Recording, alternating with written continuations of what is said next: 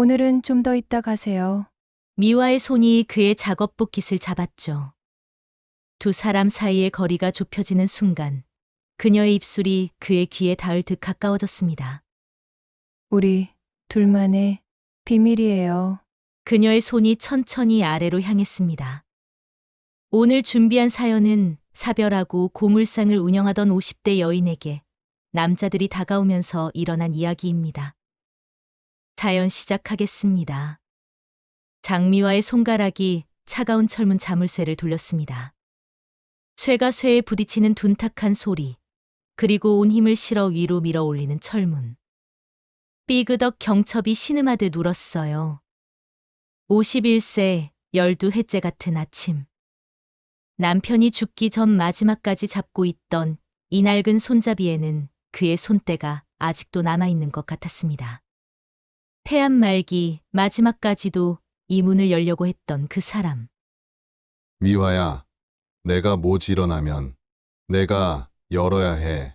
병상에서도 고물상 걱정뿐이었던 남편의 마른 손이 떠올랐습니다. 고물상 마당에 들어서자 특유의 냄새가 코를 찔렀어요. 녹슨 철의 시큼한 냄새, 젖은 골판지의 퀴퀴한 냄새, 그리고 아스팔트에 스며든 기름 냄새. 처음엔 구역질이 났던 이 냄새가 이제는 일상이 되었죠. 아니, 어쩌면 위안이 되었을지도 몰라요. 남편이 20년간 맡았던 냄새니까요. 처음 이곳에 발을 들였을 때가 생각났습니다. 남편 장례식 다음 날, 검은 상복을 입은 채 들어선 이곳. 그때는 숨이 막혔어요. 쇳덩이들이 무덤처럼 쌓여 있고 썩은 듯한 골판지 냄새에 눈물이 났죠. 어떻게 여기서 살아가지? 하지만 지금은 달라요. 이 냄새가 나면 아, 오늘도 시작이구나. 하는 안도감마저 들었습니다. 저울 위의 먼지를 걸레로 닦아내며 미화는 눈금을 확인했습니다. 바늘이 정확히 0을 가리킬 때까지 다이얼을 조정했어요. 남편의 목소리가 들리는 듯했죠. 미화야, 저울은 정직해야 해. 속이면 한 푼 더 벌 수 있을지 몰라도 신뢰를 잃으면 다시는 못 찾아. 창밖을 보니 아침 햇살이 비스듬히 들어왔어요. 먼지가 햇빛 속에서 춤을 추듯 떠다녔죠. 그 속에서 남편의 환영이 보이는 듯했습니다. 저울 앞에 서서 웃고 있는 모습. 미화는 녹차 티백을 찾아 낡은 머그잔에 넣었어요. 컵 손잡이에 금이 가 있었지만 이것도 버릴 수 없었죠. 남편과 함께 마시던 커피잔이었으니까. 뜨거운 물을 부으며 그녀는 오늘 하루를 생각했습니다. 어떤 사람들이 올까? 또 취객이 와서 괴롭힐까? 아니면 따뜻한 사람들이 와서 위로가 될까? 차를 한 모금 마시자 속이 따뜻해졌어요. 창밖으로 골목길이 보였습니다. 곧 사람들이 오겠죠. 폐지를 끌고 고철을 메고 각자의 삶의 무게를 짊어진 채로. 미화는 일어서서 작업복 주머니를 확인했습니다. 낡은 가죽 장갑, 계산기, 볼펜. 그리고 남편 사진이 들어있는 작은 지갑. 모든 게 제자리에 있었어요. 오늘도 시작해볼까? 혼잣말을 하며 그녀는 마당으로 나갔습니다. 이제 곧 첫 손님이 올 시간이었으니까요. 낮 11시 입구에서 발소리가 들렸습니다. 비틀거리는 걸음. 미화의 어깨가 본능적으로 경직되었어요. 그 불규칙한 리듬, 질질 끌리는 발걸음 소리만으로도 알 수 있었죠. 또 취객이구나. 들어온 남자의 얼굴은 술 기운에 벌겋게 달아 있었고 셔츠 깃에는 노란 얼룩이 묻어 있었습니다. 입에서는 신술 냄새와 담배 냄새가 섞여 나왔죠. 그가 구겨진 골판지 몇 장을 바닥에 내던졌습니다. 툭 먼지가 일었어요. 이거 얼마야? 걸쭉한 목소리. 미화는 표정을 감추며 골판지를 집어들었습니다. 젖은 듯 축축한 골판지에서 키키한 냄새가 올라왔어요. 저울에 올리자 바늘이 흔들리다 멈췄습니다. 그녀의 손끝이 차가워졌지만 표정은 바꾸지 않았어요. 12해 동안 익힌 포커페이스였죠. 2kg이네요. 800원입니다. 남자가 한 발짝 다가왔어요. 구두 밑창이 콘크리트 바닥을 끌리는 소리가 났죠. 찍찍 불쾌한 마찰음. 그의 탁한 눈동자가 미화를 훑었습니다. 마치 물건을 감매기듯이요. 아줌마 혼자 하나 보네. 이런 거친 일을. 남자의 손이 카운터 위로 올라왔습니다. 손톱 밑에 때가 껴있는 두툼한 손가락. 미화는 본능적으로 한 발짝 뒤로 물러났어요. 하지만 등 뒤는 선반으로 막혀 있었죠. 갇힌 느낌에 숨이 막혔습니다. 미화의 손이 천천히 저울 옆으로 움직였어요. 그곳에는 남편이 만일을 위해 세워둔 쇠파이프가 있었죠. 여보, 이거 꼭 여기 둬야 해. 혹시 모르니까. 마지막까지도 그녀를 걱정했던 남편의 목소리가 들리는 듯했습니다. 지금 나가세요. 목소리는 단호했지만 등골에는 식은땀이 흘렀어요. 심장이 쿵쿵 뛰는 소리가 자기 귀에도 들릴 정도였죠. 남자가 코웃음을 쳤습니다. 누런이가 드러났어요. 왜 이래? 좀 친해지자는 건데. 미화가 쇠파이프를 움켜쥐었습니다. 차가운 금속의 무게가 손에 전해졌어요. 남편이 잡았던 그 손잡이. 지금은 그녀를 지키는 유일한 무기였죠. 한 번 더 가까이 오면 신고합니다. 남자의 표정이 일그러졌습니다. 재수 없는 여자 같으니. 그가 돌아서며 욕설을 내뱉었어요. 미화는 쇠파이프를 내려놓고 의자에 주저앉았습니다. 이제야 손이 떨리기 시작했어요. 떨리는 손으로 물컵을 들었지만 물이 흔들려 제대로 마실 수가 없었죠.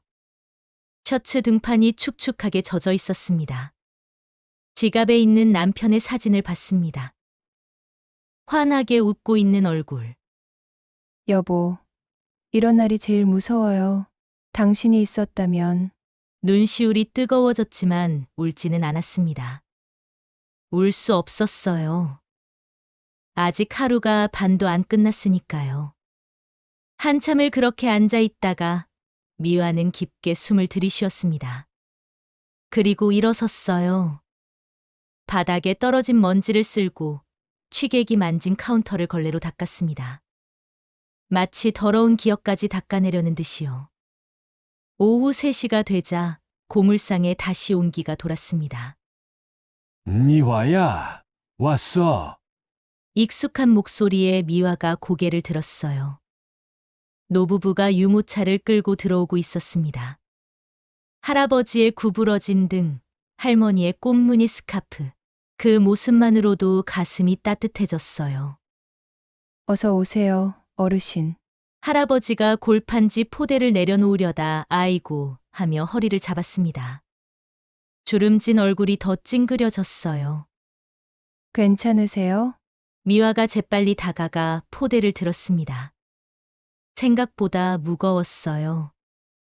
이 연세에 이걸 끌고 오시다니 가슴 한켠이 아렸습니다. 어르신.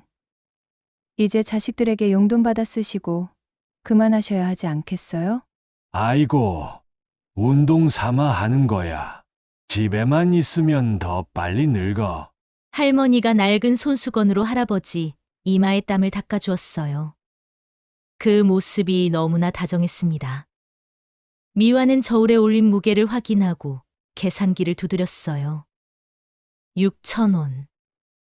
하지만 그녀는 6,500원이라고 적었죠. 6,500원 나왔어요, 어르신. 할아버지가 지갑을 꺼내며 말했어요. 미화야, 너도 참 대단해.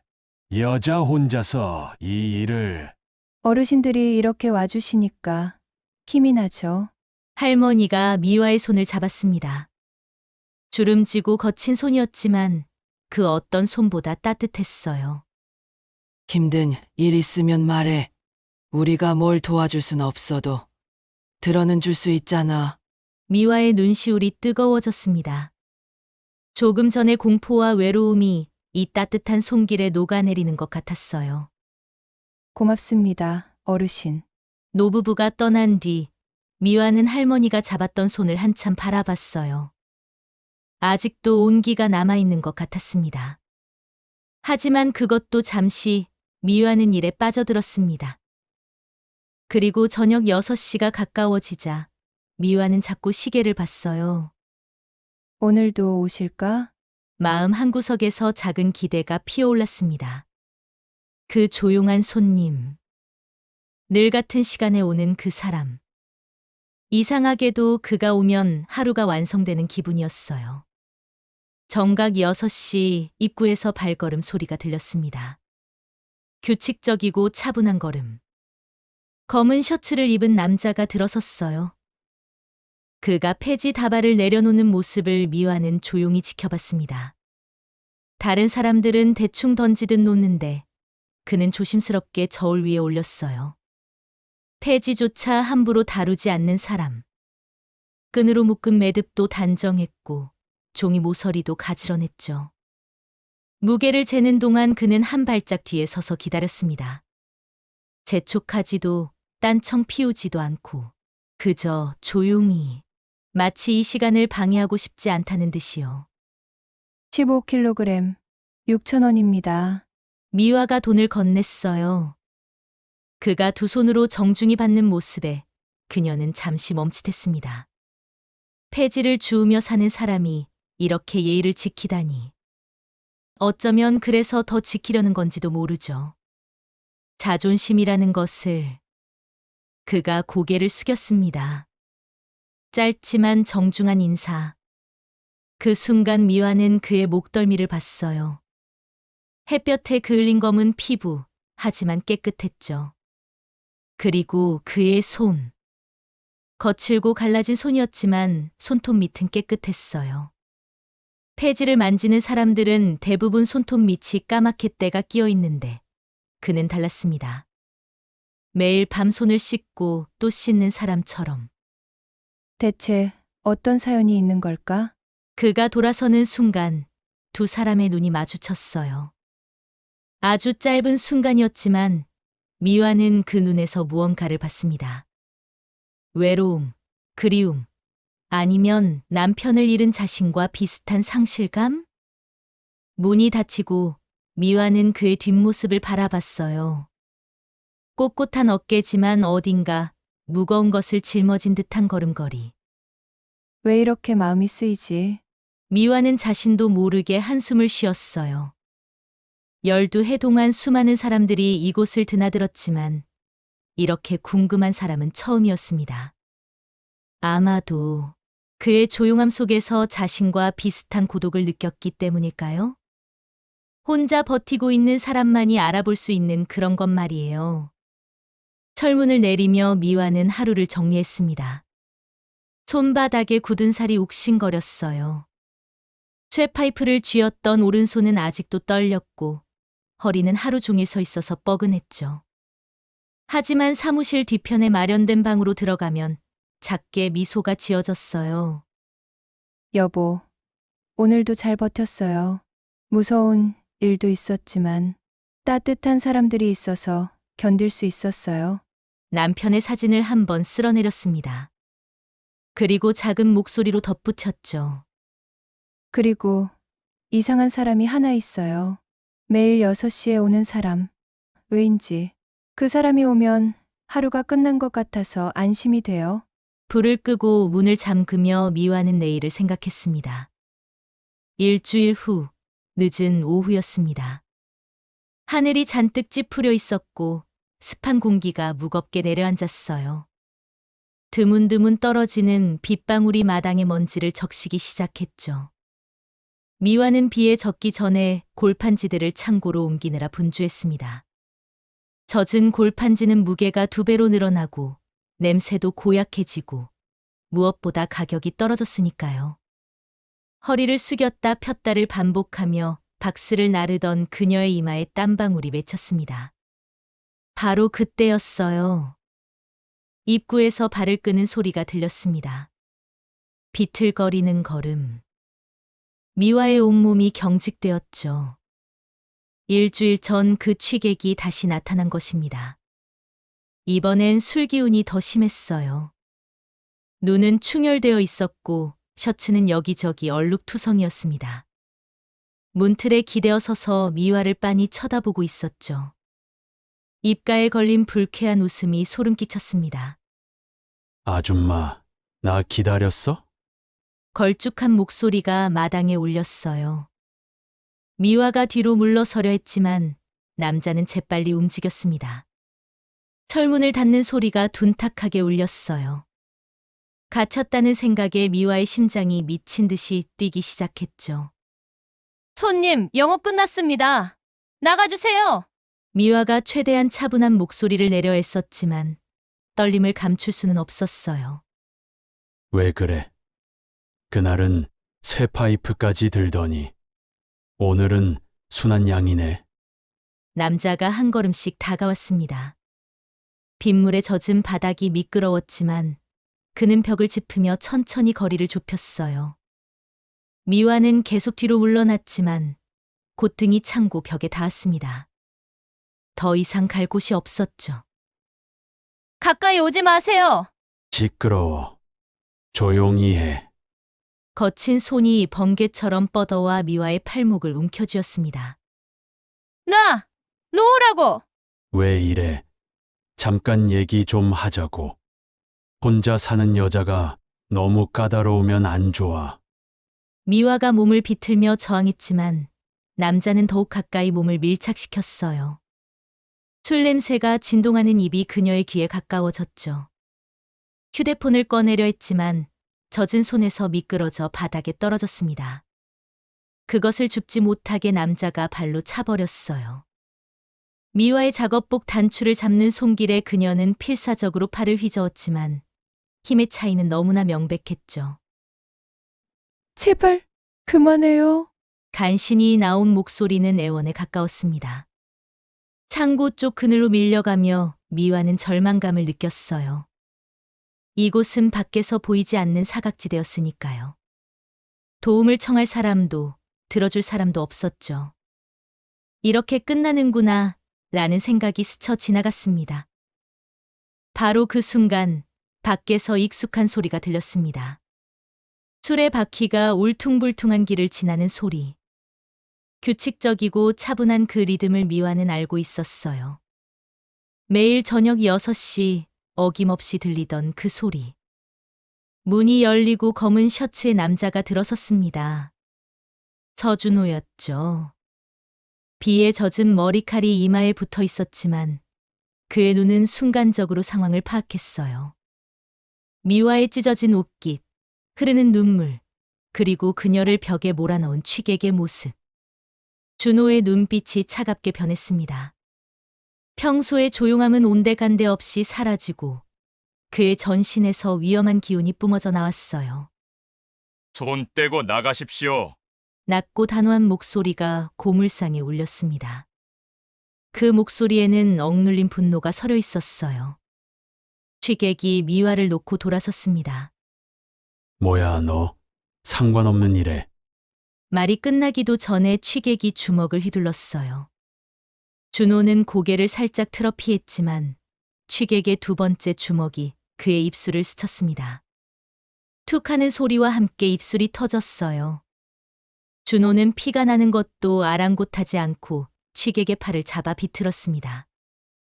뚝 관절이 꺾이는 소리와 함께 취객이 비명을 질렀죠. 이야! 취객이 발버둥치며 손톱으로 준호의 얼굴을 핥히었습니다. 날카로운 손톱이 준호의 뺨을 깊게 그어 세 줄의 상처를 냈어요. 피가 배어나왔지만 준호는 눈 하나 깜빡하지 않았죠.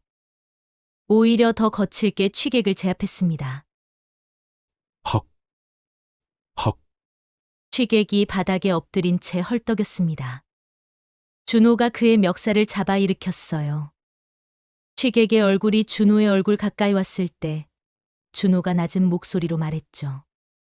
다시 여기 얼씬거리면 정말 가만두지 않을 거야. 그 말에는 진심이 담겨 있었어요. 취객도 그걸 느꼈는지 공포에 질린 눈으로 고개를 끄덕였죠. 준호가 취객을 문 밖으로 내던졌습니다. 취객은 비에 젖은 길바닥을 구르며 넘어졌고 비틀거리며 일어나 도망쳤어요. 준호가 천천히 돌아섰습니다. 거친 숨을 고르며 미화를 바라봤죠. 그제야 미화는 그의 얼굴을 제대로 봤어요. 입술이 터져 피가 흐르고 있었고 뺨에는 손톱에 긁힌 세 줄의 상처가 선명했습니다. 괜찮으십니까? 준호가 물었을 때 미화는 그제야 자신이 바닥에 주저앉아 있다는 걸 깨달았어요. 찢어진 작업복을 부여잡고 온몸이 부들부들 떨리고 있었죠. 준호가 조심스럽게 다가와 손을 내밀었습니다. 미화는 떨리는 손으로 그의 손을 잡았어요. 따뜻하고 거친 손이었죠. 사무실로 들어가는 미화의 다리는 힘이 빠져 흐느적거렸습니다. 준호가 그녀의 팔을 부축했어요. 사무실에 들어온 미화는 간신히 힘을 내 구급상자를 꺼냈습니다. 제가 치료해 드릴게요. 간신히 나온 목소리였어요. 미화가 떨리는 손으로 소독약을 솜에 적셨습니다. 솜이 준호의 상처에 닿자 그의 턱 근육이 경직되었지만 신음 한 번 내지 않았어요. 따가우실 거예요. 괜찮습니다. 가까운 거리에서 본 그의 얼굴에는 오래된 흉터들이 가득했어요. 이마의 하얀 선, 눈썹을 가로지르는 상처, 턱 아래 깊은 흉터. 폐지를 줍는 사람의 얼굴이 아니었죠. 거친 세계를 살아온 사람의 흔적이었습니다. 붕대를 감는 미화의 손이 계속 떨렸습니다. 준호가 그녀의 손을 살짝 잡았어요. 두 사람의 손이 겹쳐진 순간 따뜻한 체온이 전해졌습니다. 그 온기가 떨림을 조금씩 가라앉혔죠. 치료가 끝나고 미화는 물을 건넸어요. 준호가 두 손으로 받아 마시는 모습을 보며 그녀는 처음으로 안도의 한숨을 쉬었습니다. 제가 좀 더 빨리 왔다면 험한 일을 당하지 않으셨을 건데 늦어서 죄송합니다. 준호가 먼저 말했어요. 아니에요. 정말 고맙습니다. 미화의 목소리가 떨렸습니다. 그날 빗소리 속에서 두 사람은 한동안 말없이 앉아 있었어요. 준호의 그림자가 백열등 아래 길게 드리워졌고 그 그림자가 마치 보호막처럼 느껴졌습니다. 다음 날 아침 미화는 걸레를 들고 마당으로 나왔습니다. 바닥에 검붉게 얼룩진 핏자국이 아직 남아 있었어요.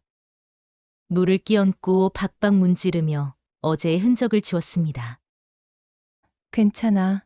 다 끝났어. 혼잣말로 스스로를 달래며 걸레질을 계속했어요.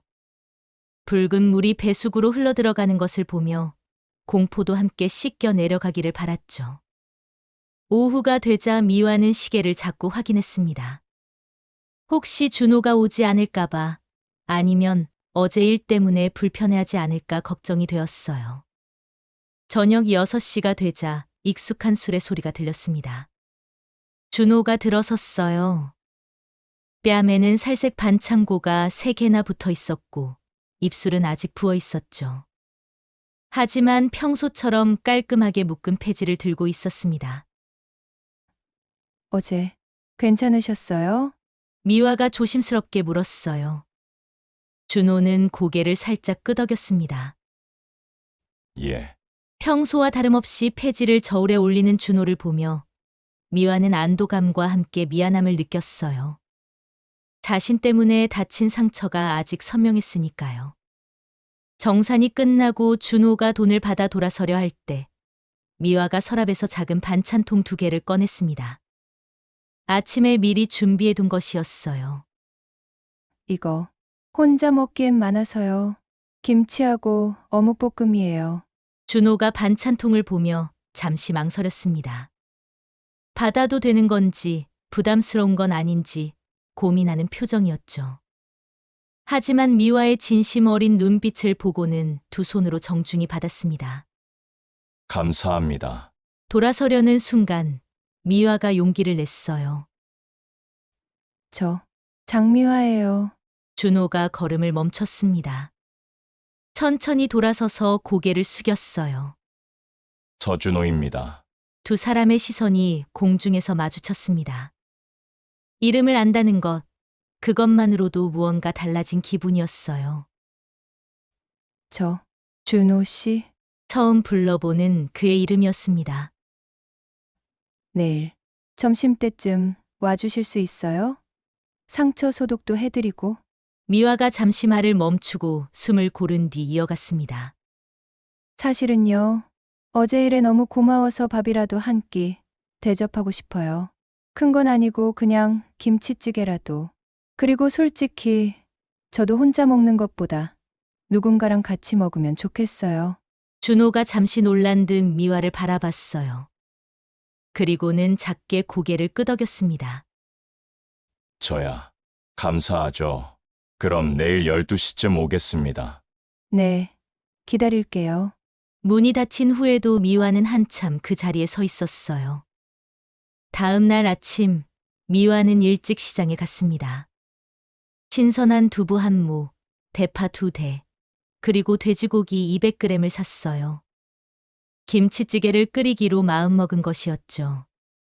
장바구니를 들고 돌아오는 발걸음이 가벼웠습니다. 11시부터 고물상에서 요리 준비를 시작했어요. 낡은 가스버너를 깨끗이 닦고 냄비를 올렸습니다. 참기름에 김치를 볶자 구수한 냄새가 퍼졌어요. 두부는 먹기 좋게 썰고 대파는 어슷하게 잘랐죠. 전기밥솥에서는 갓 지은 밥이뜸을 들이고 있었습니다. 오랜만에 지은 2인분 밥이었어요. 깨십도 깨끗이 씻어 접시에 담고 김치도 따로 준비했습니다. 12시가 가까워 오자 미화는 거울을 봤습니다. 마치 소녀처럼 들뜬 자신의 모습이 우습기도 하고 새삼스럽기도 했죠. 문을 두드리는 소리가 들렸을 때 미화의 심장이 쿵 내려앉았습니다. 심호흡을 하고 문을 열었어요. 준호가 서 있었습니다. 평소와 달리 깨끗하게 면도를 하고 낡았지만 깔끔한 셔츠를 입고 있었어요. 그도 나름대로 신경을 쓴 것 같았습니다. 오셨어요. 들어오세요. 미화가 문을 열어주자 준호가 조심스럽게 들어왔습니다. 초대해 주셔서 감사합니다. 초대라뇨. 그냥 밥 한 끼 같이 먹는 거예요. 미화가 수줍게 웃으며 밥상을 가리켰어요. 작은 상 위에 김치찌개와 밥, 그리고 반찬들이 소박하게 차려져 있었습니다. 준호가 자리에 앉자 미화가 뜨거운 밥을 퍼서 건넸어요. 잘 먹겠습니다. 준호가 첫 숟갈을 입에 넣는 순간 표정이 부드러워졌어요.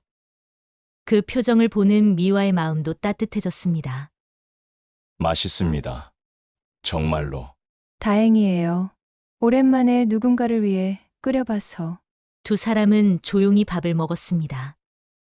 하지만 그 침묵은 불편하지 않았어요. 오히려 편안했습니다. 오랜 친구처럼, 아니 그 이상의 무언가처럼 느껴졌죠. 천천히 드세요. 더 있어요.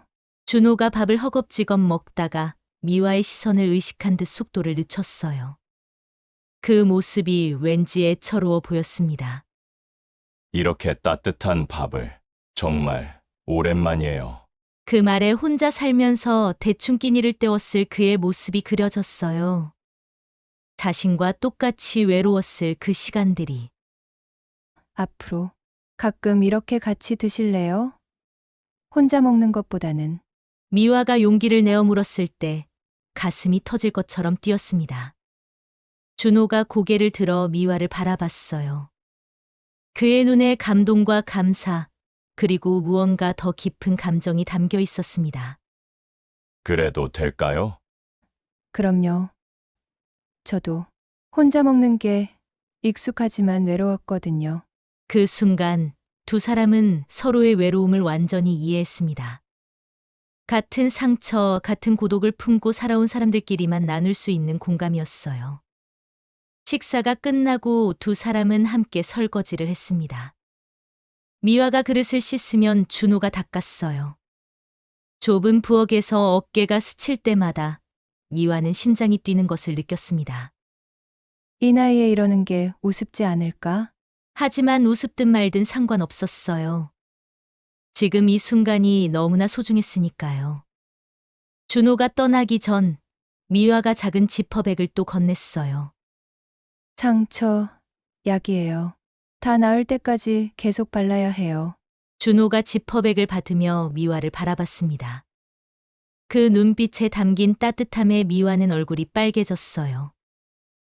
정말 고맙습니다. 이 모든 게 준호는 깊게 고개를 숙이고 나갔습니다. 문이 닫힌 뒤 미화는 아직 따뜻한 의자에 주저앉았어요. 가슴이 너무 빨리 뛰어서 어지러울 정도였습니다. 이렇게 시작하는 거구나.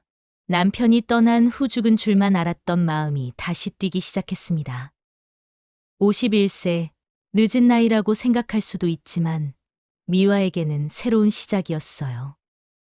그 후로도 준호는 매일 저녁 6시에 왔고 미화는 가끔 점심을 함께 먹자고 불렀습니다. 조금씩, 아주 조금씩 두 사람의 거리가 좁혀지고 있었어요. 그러던 어느 날 점심을 같이 먹고 나서 준호가 고물상 주변을 둘러봤어요. 그의 눈이 삐걱거리는 저울 발판에서 멈췄습니다. 눈살이 찌푸려지더니 무릎을 꿇고 앉았어요. 이거 위험해 보이는데요. 다칠 수도 있어요. 걱정스러운 목소리였습니다. 미화를 걱정하는 마음이 고스란히 담겨 있었죠. 맞아요. 고쳐야 하는데 자꾸 미뤄지네요. 준호는 주머니에서 낡은 드라이버를 꺼냈어요. 손잡이 부분이 닳아 반질반질했고 금속 부분엔 녹이 슬어 있었지만 여전히 쓸만해 보였습니다. 그가 나사를 조이기 시작했어요. 이마에 땀방울이 맺혔고 집중하느라 혀끝이 살짝 나왔습니다. 그 모습이 왠지 귀여워서 미화는 미소를 감추지 못했어요. 그런데 그와 동시에 궁금해졌어요. 이 사람의 과거에는 어떤 이야기가 있을까? 어디서 이렇게 잘 배우셨어요? 예전에 이것저것 했었습니다. 짧은 대답이었지만 그의 눈에 스쳐 지나간 그림자를 미화는 놓치지 않았어요. 아픈 과거가 있구나 직감했습니다. 하지만 서두르지 않기로 했어요. 시간이 지나면 자연스럽게 알게 되겠죠. 그날부터 준호는 고물상의 이것저것을 고치기 시작했습니다. 부탁하지도 않았는데 알아서 했어요. 삐걱거리는 문짝을 고치고 녹슨 경첩에 기름을 치고 흔들리는 선반을 단단히 고정시켰죠. 미화가 무거운 것을 들려 하면 번개처럼 달려와 대신 들었고 높은 곳에 물건을 꺼낼 때도 묵묵히 도왔습니다. 어느 저녁 노을이 고물상을 붉게 물들이고 있었습니다. 마감 정리를 하며 미화가 늘 그렇듯 라디오를 켰어요. 하지만 지직거리는 잡음만 들렸죠. 아, 또 안 잡히네. 이 라디오도 이제 수명이 다 했나 봐요. 한숨을 쉬는 미화의 어깨가 축 처져 보였습니다. 준호가 조용히 다가왔어요. 낡은 라디오를 들어 귀에 바짝 댔습니다. 그리고 다이얼을 아주 천천히, 정말 조심스럽게 돌리기 시작했어요. 집중하느라 미간에 새로 주름이 깊게 패였다가 갑자기 맑은 음악 소리가 흘러나오자 그의 얼굴이 환해졌습니다. 마치 아이처럼 순수한 미소였어요. 어떻게 그렇게 잘 찾아요? 신기해요. 미화가 감탄하자 준호의 표정이 잠시 어두워졌습니다. 예전에 라디오만 친구였던 때가 있어서요.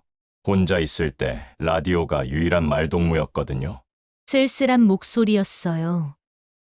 미화의 가슴이 찡했습니다. 어두운 방에서 홀로 라디오를 듣던 준호의 모습이 선명하게 그려졌어요. 자신도 남편이 떠난 후 그랬으니까요. 라디오 소리만이 빈 공간을 채워주던 그 외로움을 알았습니다. 바로 그때 라디오에서 그대 없이는 못 살아가 흘러나왔습니다. 첫 소절이 나오자 미화의 온몸이 굳어졌어요. 남편과 결혼식 때 함께 들었던 신혼여행 차 안에서 따라 불렀던 그 노래였으니까요. 좋은 노래네요.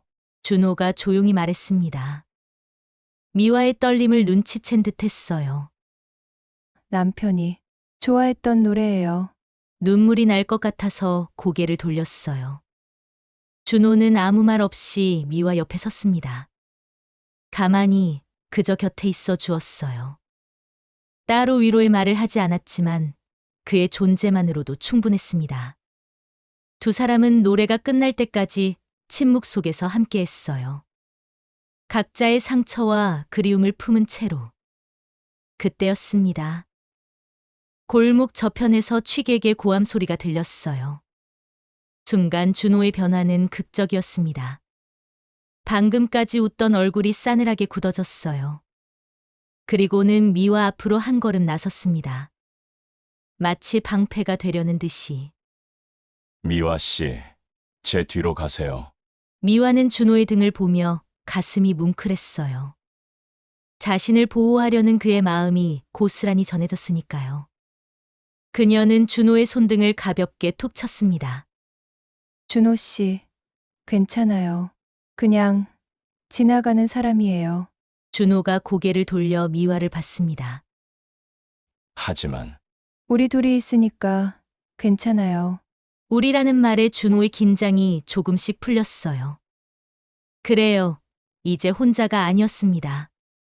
미화가 있고 자신이 있고 둘이 함께 있었어요. 그리고 그날부터 우리라는 말이 자연스럽게 나왔습니다. 내일 우리 뭐부터 할까요? 우리 점심은 뭐 먹을까요? 그 우리라는 단어가 나올 때마다 미화의 가슴이 간질거렸어요. 혼자가 아니라는 것, 누군가와 함께한다는 것이 이렇게 좋은 줄 몰랐습니다. 철문을 내리며 준호가 물었습니다. 노을이 그의 얼굴을 황금빛으로 물들이고 있었어요. 미화 씨는 왜 항상 저를 기다려 주셨어요? 6시에 미화가 고개를 들어 준호를 올려다봤습니다. 노을빛에 물든 그의 눈동자가 간절해 보였어요. 미화는 용기를 내어 솔직하게 말했습니다. 준호 씨가 오면 하루가 완성되는 것 같아서요. 혼자가 아니라는 느낌이 들어서. 그리고 잠시 망설이다가 더 솔직해지기로 했어요. 그냥 보고 싶어서요. 준호 씨 얼굴 보는 게 하루 중 제일 기다려졌어요. 준호의 눈이 흔들렸습니다. 그리고 천천히, 아주 천천히 미소를 지었어요. 그 미소가 노을보다 더 따뜻했습니다. 저도요. 여기 오면 집에 온 것 같았어요. 미화 씨가 있어서 처음으로 누군가 저를 기다려주는 곳이 생긴 것 같아서. 두 사람 사이에 흐르는 감정은 더 이상 숨길 수 없을 만큼 선명했습니다. 석양이 만든 두 개의 그림자가 하나로 겹쳤어요. 말하지 않아도 서로의 마음을 알 것 같았습니다. 그렇게 행복한 날들이 이어지던 어느 날, 동네에 독이 든 말들이 퍼지기 시작했습니다. 미화가 시장에서 장을 보고 돌아오는 길이었어요. 무거운 장바구니를 들고 골목에 들어서니 담배 가게 앞에 아주머니들이 모여 있었습니다. 평소처럼 인사하려던 미화의 발걸음이 멈췄어요. 그 남자 말이야. 정과자래. 어머, 정말? 옛날에 유흥업소도 굴렸다던데 여자들 관리하던 그런 더러운 일 했다더라. 포주였다니까. 그것도 아주 악질이었대. 세상에, 그런 남자가 미화 씨네 고물상에 매일 드나든다니. 미화의 온몸이 얼어붙었습니다. 장바구니가 손에서 미끄러질 뻔했어요.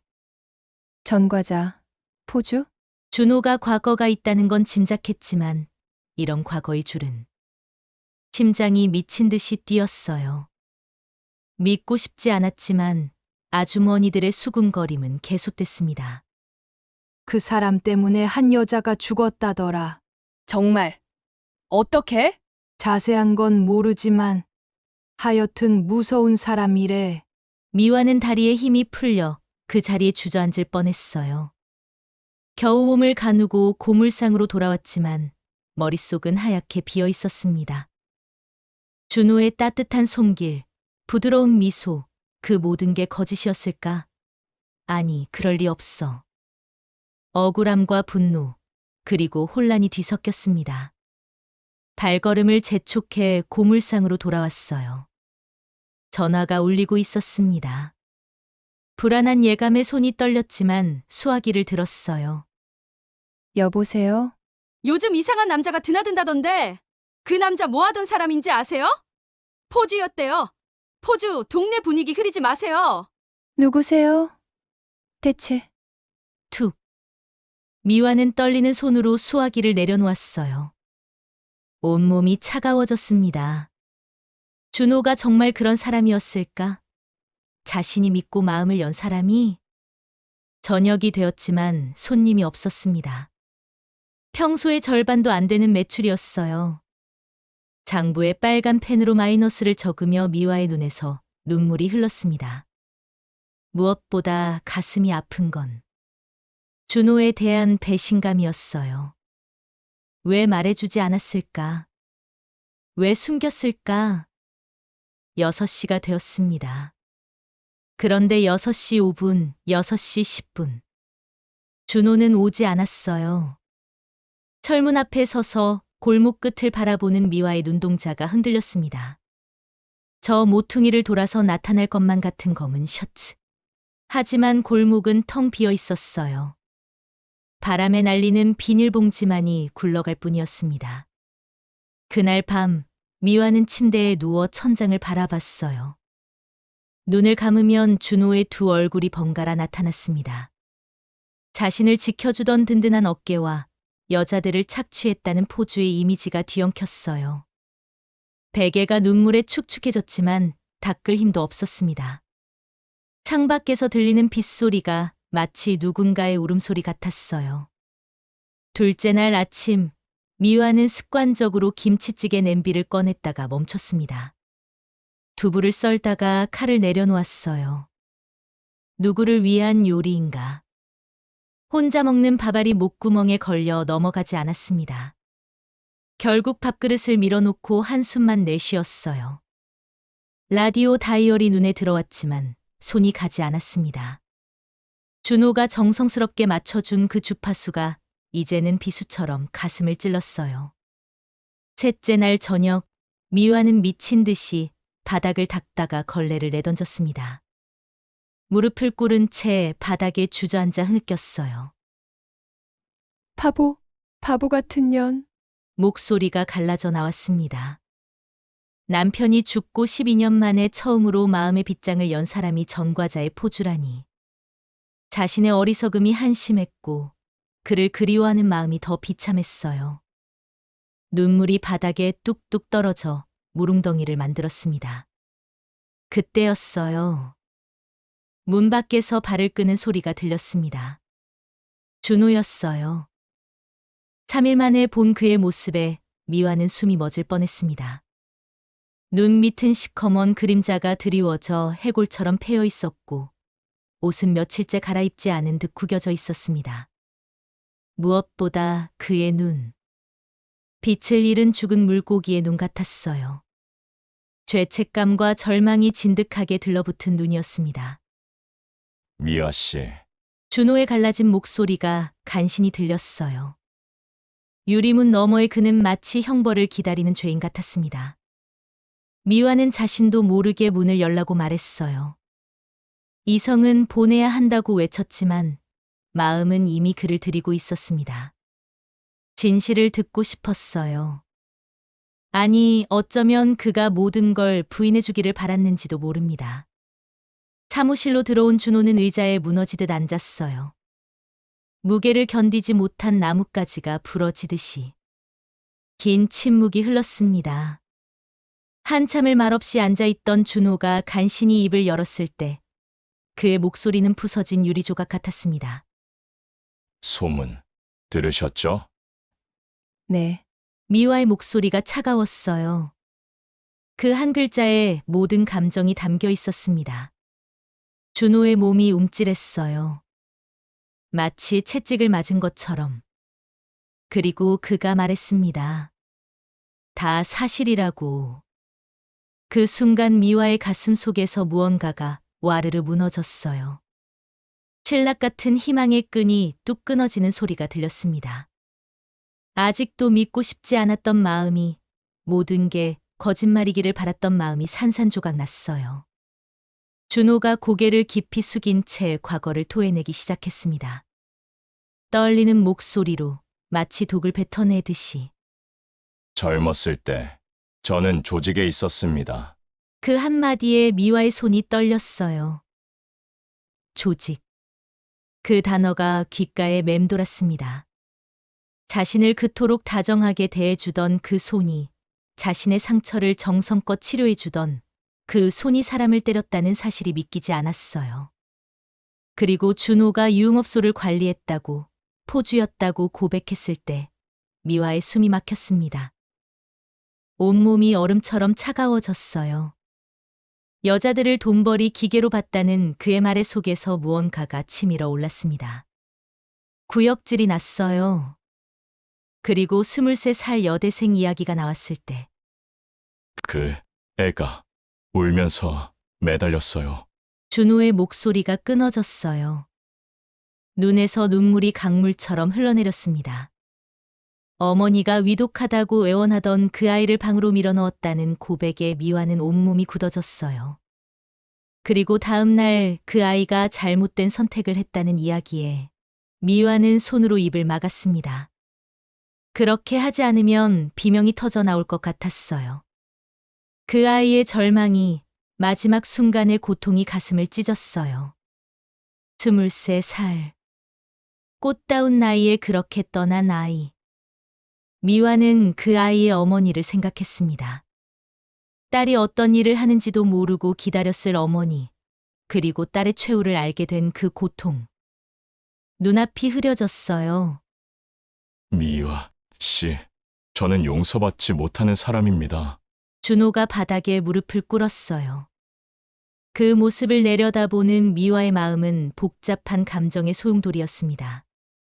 분노가 끓어올랐어요. 배신감에 치가 떨렸습니다. 그런데 이상하게도 바닥에 무너진 그의 모습에서 진심한 참회가 느껴졌어요. 매일 밤 그 아이가 꿈에 나타난다는 그의 고백에 용서받을 수 없는 죄를 짊어지고 살아가는 그의 고통의 연민도 느꼈습니다. 왜 말 안 했어요? 미화의 물음은 절규에 가까웠어요. 속았다는 배신감보다 그가 자신을 믿지 못했다는 서운함이 더 컸습니다. 준호가 고개를 들었을 때 그의 얼굴은 처참했어요. 눈물과 콧물로 범벅이 된 얼굴은 어린아이 같았습니다. 그의 삶이 얼마나 처참했는지 짐작이 갔어요. 준호가 비틀거리며 일어서려 할 때, 떠나겠다고 할 때, 미화는 본능적으로 그의 팔을 잡았습니다. 놓치면 영영 돌아오지 않을 것 같았어요. 그 여자아이 이름이 뭐였어요? 수진이요. 김수진. 김수진. 그 이름을 물었을 때 준호가 즉시 대답한 것에서 그가 그 이름을 얼마나 가슴에 새기고 있는지 알 수 있었어요. 용서받을 수 없는 과거, 영원히 지워지지 않을 상처. 하지만 미화는 알고 있었어요. 지금 자신 앞에 있는 이 남자는 매일 지옥을 살고 있다는 것을. 그를 지켜보며 미화는 생각했습니다. 용서받을 수 없는 과거가 있어도 진심으로 변하려는 현재가 있다면 그것으로 충분하지 않을까. 여기서 다르게 사세요. 같이요. 미화의 말이 끝나자 준호는 고개를 들었습니다.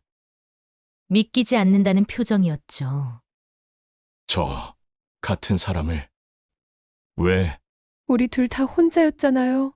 상처받고, 외롭고, 버려지고, 그래도 살아왔잖아요. 미화는 천천히 일어섰습니다. 다리가 후들거렸지만 애써 단단하게 걸었죠. 그녀는 낡은 냉장고로 가 문을 열었습니다. 안쪽 선반에 놓인 소주병을 꺼냈어요. 소주를 따르는 순간 투명한 액체가 컵벽을 타고 흐르는 소리가 고요한 사무실에 울렸습니다. 준호는 미화의 떨리는 손을 가만히 바라봤죠.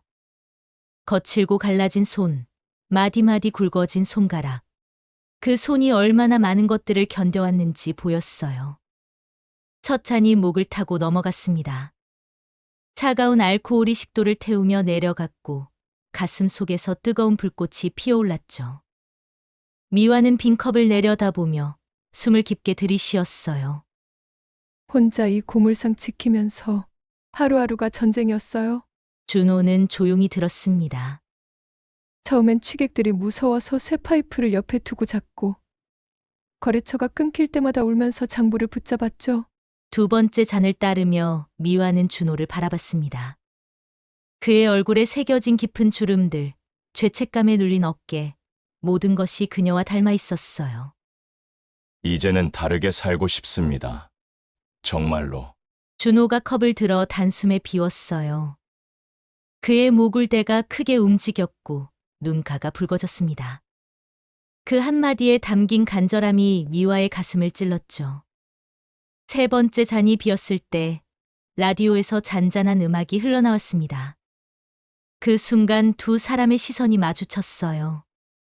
준호의 눈에 담긴 갈망과 죄책감, 미화의 눈에 담긴 외로움과 그리움. 각자가 품고 있던 상처가 공중에서 만났습니다. 말하지 않아도 알 수 있었죠. 서로가 얼마나 외로웠는지, 얼마나 아팠는지. 미화가 먼저 손을 뻗었습니다. 떨리는 손끝이 준호의 뺨에 닿았어요. 거칠고 상처 가득한 피부였지만 그녀에게는 따뜻했죠. 준호가 미화의 손을 잡아 자신의 입술에 가져갔습니다. 떨리는 입술이 그녀의 손등에 닿는 순간 미화의 눈에서 눈물이 흘렀어요. 미안해요. 모든 게. 쉿, 오늘은 아무 말도 하지 말아요. 사무실의 백열등이 희미하게 빛났습니다. 창밖에서 늦은 밤의 정막이 두 사람을 감쌌죠. 준호가 조심스럽게 미화를 안았어요. 처음엔 망설이듯 어깨만 감쌌지만 미화가 그의 가슴에 기대자 점점 더 단단하게 안았습니다. 외로웠어요. 너무 오래. 미화의 속삭임이 준호의 가슴을 파고들었습니다. 그도 같은 외로움을 알고 있었죠. 매일 밤 홀로 누워 천장을 바라보던 시간들, 라디오 소리만이 유일한 친구였던 날들. 준호의 손이 미화의 머리카락을 쓸어내렸어요. 은빛이 섞인 머리카락이 손가락 사이로 흘렀습니다. 세월의 흔적이었지만 아름다웠죠. 준호가 미화의 이마에 입을 맞췄습니다. 부드럽고 조심스러운 입맞춤이었어요. 오랜만에 느끼는 타인의 온기에 미화의 몸이 떨렸죠. 그리고 서로의 입술이 닿았을 때 두 사람 모두 숨을 멈췄습니다. 준호가 미화를 더 가까이 끌어안았습니다. 두 개의 부서진 영혼이 서로에게 기대어 하나가 되려는 듯이. 두 사람이 완전히 서로를 드러냈을 때 부끄러움보다는 안도감이 컸습니다. 더 이상 숨길 것도 감출 것도 없었죠. 둘의 그림자가 하나가 되는 순간 미화의 눈에서 눈물이 흘렀습니다. 오랜 고독이 녹아내리는 눈물이었죠. 준호도 울었어요. 죄책감과 외로움이 뒤섞인 흐느낌이었습니다. 파도가 지나간 후 두 사람은 헐떡이며 서로를 바라봤어요. 고마워요. 준호가 속삭였어요. 그 한마디에 모든 것이 담겨 있었죠. 받아준 것에 대한 고마움, 용서해준 것에 대한 감사, 함께 있어준 것에 대한 안도. 저도요. 미화가 대답했습니다. 그녀도 똑같이 느끼고 있었어요. 준호가 미화의 손을 잡았습니다. 십지를 깍지 끼고 꽉 쥐었죠. 놓으면 사라질까봐 두려운 듯이. 미화도 마찬가지였어요. 두 사람은 그렇게 잠들었습니다. 처음으로 혼자가 아닌 밤을 보내며 그날 밤 이후 두 사람은 더 이상 숨기지 않았습니다. 아침 햇살이 사무실 창으로 비칠 때 준호는 미화의 이마에 입을 맞추며 하루를 시작했죠. 그 부드러운 입맞춤에 미화는 눈을 뜨고 수줍게 웃었어요. 밤이 되면 미화는 준호의 거친 손을 자신의 뺨에 대고 잠들었습니다. 그 손에 온기가 없으면 잠들 수 없을 것 같았죠. 고물상에 드나드는 사람들도 변화를 눈치챘습니다. 노부부는 미화의 얼굴에 생기가 도는 것을 보며 안도의 미소를 지었고 시장 아주머니들은 준호가 미화를 바라보는 눈빛을 보며 수군거렸죠. 하지만 이제는 악의적인 수군거림이 아니었어요. 잘 됐네, 참 잘 됐어 하는 따뜻한 속삭임이 골목에 퍼졌습니다. 준호도 눈에 띄게 달라졌죠. 여전히 말수는 적었지만 입가에 작은 미소가 머물렀습니다. 폐지를 정리하다가도 미화를 힐끗 바라보고 미화가 웃으면 덩달아 웃었어요. 마치 거울처럼 서로의 감정을 비추며 살았죠. 그러던 어느 날 저녁이었습니다. 미화가 폐지를 정리하며 깊은 한숨을 내쉬었어요. 준호가 무거운 고철을 정리하다가 그런 미화를 발견했습니다. 무슨 일 있어요? 목소리에 걱정이 묻어났습니다. 미화가 억지로 미소를 지으려 했지만 눈가에는 고민의 그림자가 짙었어요. 아니에요. 그냥 생각할 게 있어서. 준호는 묻고 싶은 마음이 간절했지만 참았어요. 미화가 준비되면 말해줄 거라고 믿었으니까. 그저 그녀의 손을 살짝 잡아주었을 뿐입니다. 차가운 그녀의 손에 자신의 온기를 전하려는 듯이. 일주일이 흘렀어요. 그동안 미화는 몇 번이나 무언가를 말하려다가 멈췄죠. 입을 열었다가 다시 닫고 준호를 바라보다가 시선을 돌렸습니다. 준호는 그런 미화를 지켜보며 가슴이 조여왔어요. 무슨 일이 있는 건 분명한데 자신에게 말하지 못하는 이유가 뭘까 하는 생각에 밤잠을 설치기도 했죠. 그날도 평소처럼 준호가 고물상에 들어섰습니다. 그런데 낯선 광경이 눈에 들어왔어요. 말끔하게 차려입은 중년 남자가 미화와 서류를 주고받고 있었죠. 테이블 위에는 도장이 찍힌 계약서가 놓여 있었고 남자의 명함에는 대한부동산중개라는 글자가 선명했습니다. 미화가 고개를 들어 준호를 봤습니다. 눈가가 벌겋게 부어 있었어요. 이게 무슨... 준호의 목소리가 떨렸습니다. 배신감, 혼란, 충격이 뒤섞인 목소리였어요. 중개인이 어색하게 기침을 하며 일어났죠. 그럼 나머지는 연락드리겠습니다. 중개인이 황급히 나간 후 사무실에는 숨막히는 침묵이 내려앉았습니다. 준호는 그 자리에 얼어붙은 채 미화를 바라봤어요. 이해할 수 없다는 표정이었죠. 준호 씨, 고물상을 팔기로 했어요. 미화의 목소리는 갈라져 있었습니다. 왜 그런 선택을 했어요? 준호의 목소리에는 상처받은 아이 같은 울림이 있었어요. 여기가 미화 씨한테 얼마나 소중한 곳인데, 남편분과의 추억이 있고 12년을 버틴 곳인데. 나중에 알려줄게요. 다 이유가 있어요. 지금은 준호 씨한테 물어볼 게 있어요. 미화가 심호흡을 했습니다. 가슴이 빠르게 뛰었죠. 준호의 눈을 똑바로 바라보며 각오를 다진 목소리로 물었어요. 김수진 씨 어머니가 어디 사시는지 알아요? 그 이름이 나오는 순간 준호의 얼굴에서 핏기가 사라졌습니다. 마치 귀신을 본 것처럼 창백해졌죠. 떨리는 입술로 간신히 대답했습니다. 부산 영도구에 계세요. 하지만 왜... 같이 가요. 사죄하러. 미화의 말에 준호는 의자에서 벌떡 일어나 뒤로 물러섰어요. 본능적인 거부감이 온몸에서 뿜어져 나왔죠. 고개를 미친 듯이 저으며 뒷걸음질 쳤습니다. 안 돼요. 그건 안 돼요. 준호의 목소리가 울먹였어요. 눈에는 공포가 가득했죠. 그 집에 또 상처를 주는 거예요. 겨우 잊고 살려고 하실 텐데 제가 나타나면, 제 얼굴을 보면 그날이 다시 떠오를 거예요. 미화의 목소리는 단호했습니다. 흔들림이 없었죠. 잘못을 알면서도 용서를 빌지 않는 건 짐승과 같은 거예요. 준호 씨, 진짜로 변하고 싶다면서요? 그럼 제대로 시작해야죠. 도망치지 말고 마주해야 해요. 준호가 바닥에 무너져 내렸습니다. 무릎을 꿇고 머리를 감싸 쥐었어요. 어린아이처럼 흐느끼기 시작했습니다. 무서워요. 그 어머니 얼굴을 어떻게 봐요? 날 보면 얼마나 고통스러우실지. 미화가 무릎을 꿇고 준호를 꽉 안았습니다. 떨리는 그의 등을 쓸어내렸죠. 혼자가 아니에요. 내가 같이 갈게요. 그렇게 부산 영도구에 도착했을 때는 이미 해가 기울고 있었습니다. 좁은 골목길을 걸어가는 준호의 발걸음은 점점 느려졌어요. 마치 납덩이를 매단 것처럼 무거웠죠. 골목 모퉁이를 돌 때마다 그의 숨이 거칠어졌고 걸음은 더욱 주저했습니다. 낡은 다세대 주택 앞에 도착했을 때 준호는 그 자리에 못 박혔어요.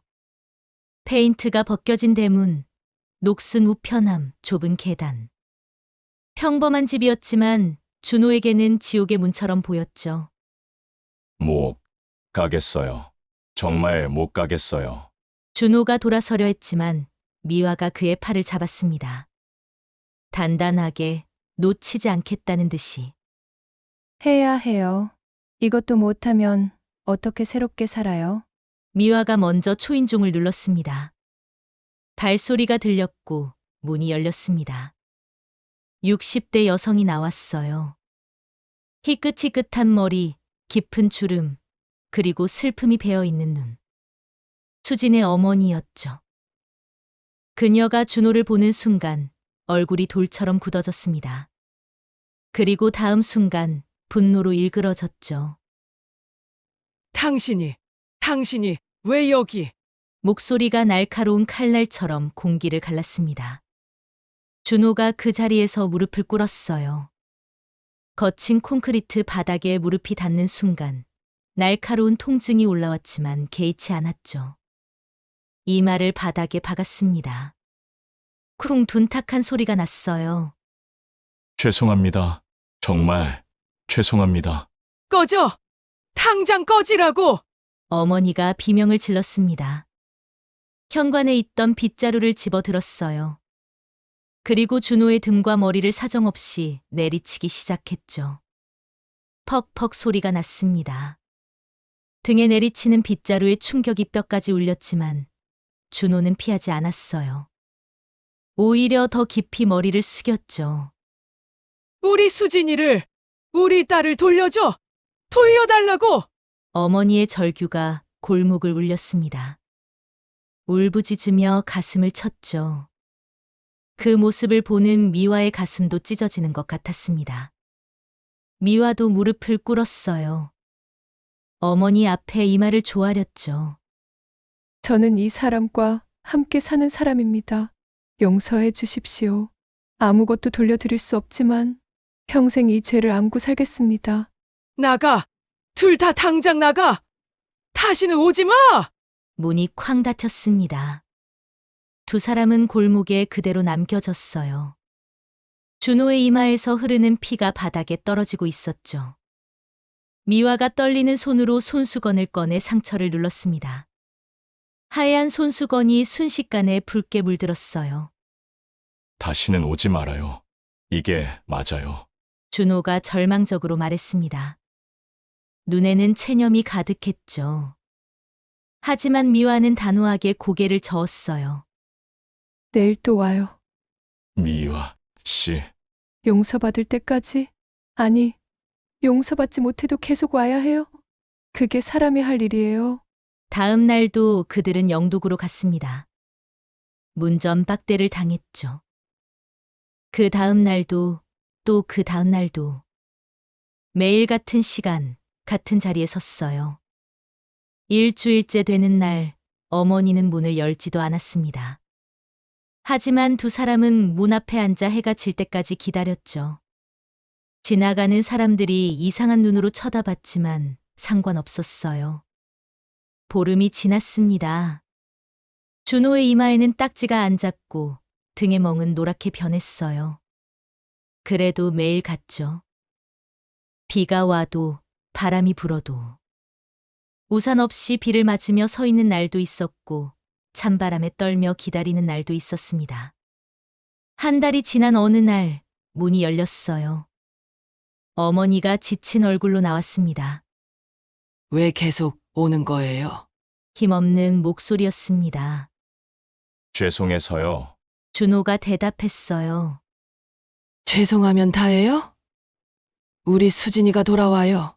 어머니의 목소리가 떨렸습니다. 아니요. 하지만 그럼 왜 와요? 당신들 죄책감 덜려고? 용서받아서 편해지려고? 미화가 고개를 들었습니다. 어머니의 눈을 똑바로 바라봤죠. 아니에요. 편해지려는 게 아니라 평생 이 죄를 잊지 않으려고 오는 거예요. 수진 씨를 기억하려고요. 그 아이가 살았던 증거가 되려고요. 어머니의 눈에서 눈물이 흘렀어요. 손으로 얼굴을 가렸죠. 어깨가 들썩이며 흐느꼈습니다. 우리 수진이 착한 애였어요. 공부도 잘하고 엄마 병원비 벌려고 그렇게 된 거였어요. 세 사람은 문 앞에서 한참을 울었습니다. 지나가는 사람들이 쳐다봤지만 상관없었어요. 그저 각자의 슬픔과 죄책감을 토해내듯 울었죠. 그렇게 한참을 울던 중 수진의 어머니가 입을 열었습니다. 용서는 아직 못해요. 평생 못할지도 몰라요. 어머니의 목소리가 떨렸죠. 하지만 수진이를 기억해주는 사람이 있다는 게, 수진이가 살았다는 걸 아는 사람이 있다는 게 조금은 위로가 돼요. 그러니 더는 찾아오지 마세요. 그쪽도 할 만큼 했으니. 그 말을 남기고 수진의 어머니는 문을 닫고 들어갔습니다. 준호는 닫힌 문을 바라보며 한참 동안이나 잊지 않겠다고 울먹였죠. 그리고 준호의 모습을 바라보던 미화가 가방에서 봉투를 꺼냈습니다. 두툼한 봉투였어요. 이게 뭐예요? 고물상 판돈이에요. 계약금으로 먼저 받은 거. 준호의 눈이 커졌습니다. 미화 씨, 이건 수진 씨 어머니께 드려야 해요. 우리가 할 수 있는 건 이것뿐이에요. 미화는 문 옆 우유 투입구에 봉투를 조심스럽게 넣었습니다. 메모도 함께 넣었어요. 수진 씨를 기리며 죄송합니다. 두 사람은 그렇게 밖으로 나왔고 어느새 하늘에서는 비가 내리고 있었습니다. 준호가 미화의 손을 잡았어요. 차가운 빗물이 두 손 사이로 흘렀지만 서로의 온기는 분명했죠. 빗물인지 눈물인지 모를 것들이 두 사람의 얼굴을 타고 흘렀습니다. 부탁이 있어요. 미화가 말했어요. 남해로 가요. 거기서 새로 시작해요. 과거를 완전히 지울 순 없지만 적어도 다르게 살 수는 있잖아요. 준호가 미화를 꽉 안았습니다. 준호의 어깨가 들썩이며 흐느꼈고 미화는 그런 그의 등을 토닥였죠. 고마워요. 정말 고마워요. 평생 갚을게요. 갚는 게 아니에요. 같이 사는 거예요. 빗줄기가 점점 가늘어졌습니다. 두 사람은 천천히 걸어 나왔어요. 거리는 비에 젖어 반들거렸고 저 멀리 구름 사이로 희미한 햇살이 비치기 시작했죠. 그리고 그들의 눈에는 처음으로 미래가 보였어요. 죄를 안고 살아가되 매일 조금씩 더 나은 사람이 되려 노력하는 미래. 혼자가 아닌 둘이서 함께하는 미래. 그들의 이야기는 끝이 아닌 시작이었습니다. 여기까지가 오늘 준비한 사연이었습니다. 여러분의 구독은 영상 제작에 많은 도움이 됩니다. 사연 많은 여자였습니다.